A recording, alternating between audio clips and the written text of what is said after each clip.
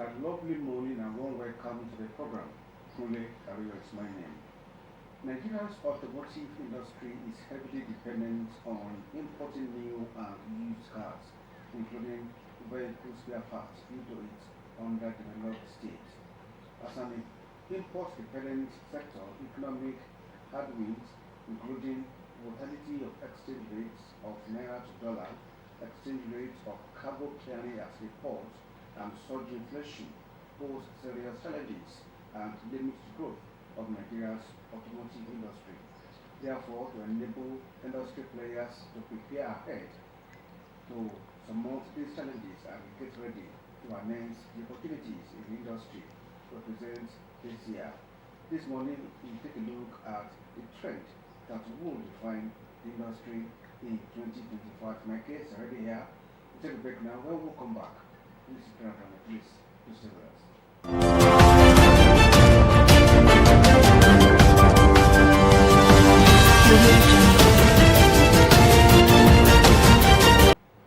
Welcome back. Today we're taking a look at automotive industry in Nigeria, and to do justice to it, I have engineer Femi Olafunloye, a mechanical engineer, an automotive expert, and also managing director, Laughbat Innovations and Consulting Limited.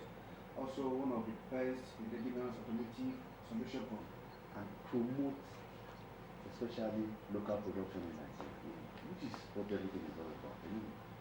Because if you look at every advanced, or any country that wants to be advanced, if I look at the very advanced ones, or the ones that are trending and want to be advanced, you have to take automobile very seriously. And so Nigeria cannot be left out. It's very obvious.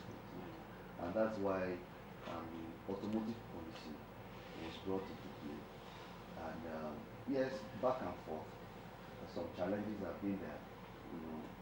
Being able to do what government policy, that's continuity of government policy, has actually played some negativity, in really enforcing this automotive policy. But we're quite excited that right now, I can say we're back on track. And this present administration of the NADDC is really trying to put, number one is policy. The challenge of the automotive policy, I think, is true potential is government policy. So for example, I'll give you an example. In the auto sector, on auto policy, if you were local, if I bring in what we call CKD, which is complete knockdown, the policy breaks it down into fears is a spectrum of development. Understanding that this is where we are, and then we need to move gradually to get to where we want to get to. And understanding where you bring in vehicles and they take out the tire before you take out the windscreen and all of that.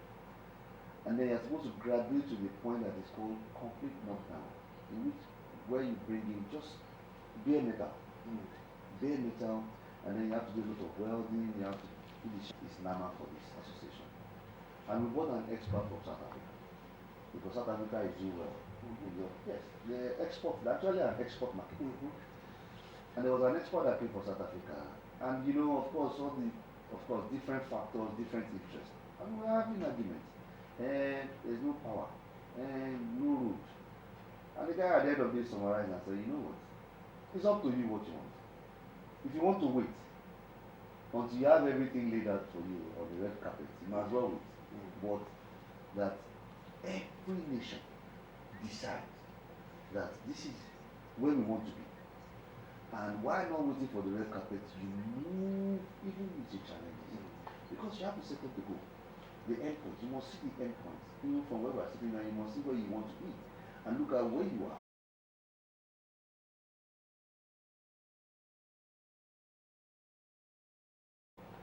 It was a laughing stock. It was so cheap to close the door. And people were making fun of it. Today, it's back in Nigeria. It's not good to go. So I quickly ask you, because what people have been talking about, your members, is that you just come here to assemble vehicles, not starting it from the scratch. Why? Why is it difficult to start from the scratch? Okay. The truth is that starting from the scratch um, is a bit far-fetched now. There's nothing new under the sun. There's no need to start anything fresh. You can see even these days, even Nissan and big Honda, one other Japanese, they are coming together. Pilot projects that they do say that we also have the capacity to do what is being done in Japan, in South Africa. Absolutely, sir. Absolutely. For a partner, because I was trying to establish the fact that what you need to do to really be a successful car manufacturer is to make sure that you have partners. Because again, like I said, there's really nothing new. You just make sure that you follow manufacturer specification. And you can now trickle it down into localization. That is what you are doing. So we have the capacity. As a matter of fact, Nigerians are telling you the gift that God has given us, nobody understands. I asked you that question because I also am close. We don't want to close. But what we are saying is that you have to understand that you must encourage them. I'll give you an example. Several years ago when I used to go to China, if you saw an imported car, the owner must be a big boy. You were compelled to purchase local cars. And that's how they grew. Ditto India. Even up to today, most of the local cars they use in India are produced locally. And don't forget, the more, for example, I speak to myself, every product that I do is better than the last one I did. So if you don't provide that opportunity for people to go through that process, then you're not going to have improvement in the product. And that's what happens everywhere. The ones that we see today, every year, every manufacturer, they ask for recall. If they were perfect, sir, they will not call, they will not have recall. So they see a mistake in what they did, say, okay, recall. Even though we don't benefit for that in Nigeria. But that's what we talk about. You have to take care of this. Nobody's going to take care of it. What about, because I also complained about goods produced in Nigeria, they are substandard. And we have also seen that in this industry, with the one who are getting from project and all of that. So why exactly that we cannot have a good finishing for our products? Maybe several years ago, not now. Again, why try not to mention it? Again, it comes back to my point. I remember several years ago when some of these people started, they had challenges, what you are saying. The same Chinese company that I mentioned 20 years ago, 25 years ago, had the same challenge. But because they had the opportunity to go through that process of patronage brings you revenue for you to improve on your R&D department. Because every facility, you have to have it. When you get feedback from the market, you put it back into your system. And the solution is security. Yes, that will be ideal, for example, we call it local policing champion.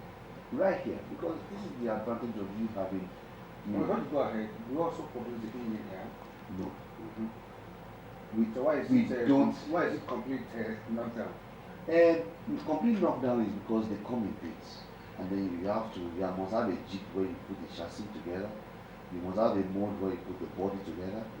And then you are undergoing, That also goes back to my earlier question. That why is it so difficult for us that cannot produce all the vehicle here in Nigeria? There's no, I think, I might not, maybe it's not 100% correct that there's nobody that produces everything. And that's why you have this trade agreement amongst countries. For example, the one happening in America, for example now, they don't. You see, for example, when they have this recall, there was a time Honda had recall, and the people died from the airbag. The airbag was just exploding. They had to sue their supplier from Japan. It's a completely different company. So what you do as a manufacturer is that you decide on the product you want to create based on what solution are you trying to provide? What sector? Is it a car that is very low that you want to attain 200 km per hour? Or is it the one that can carry load? Based on that, you do your design. Based on your design, you come up with components and parts that you need. The ones that you can't, the ones you cannot, you look for people. Because there are people, that's their job. All they do is, for example, now they just make panels. Some people they just do dashboard. Some people they just do tire. So you now look for those ones that you need, and then you engage with them. But it does not limit or reduce the gain by really encouraging Because of our time, because people are also, I know they will also be eager to hear more about what you do in that company and the training that was also held in Akure about how to actually manufacture cars in Nigeria. So how did it go? It was beautiful. I think that's the best. In fact, I want to clap for those people. You know, we've done, well, it's not the first time I did this training, but the first time this particular training, which is called the Catholic training, was not in the training. So it was all in our facility, you know. And the response, in fact, I came to the office this morning, I saw a gift on my table of a participant. You also need their feedback if you are serious minded about you want to make a car. Don't forget, the man has been fixing suspension for 30 years. He might not be able to tell you the physics, but he'll tell you this. From experience. And that's what I'm saying, you know, this has complements our educational system. You cannot come to Labat as a student and go back the same. It's not possible. Because I tell you, you see where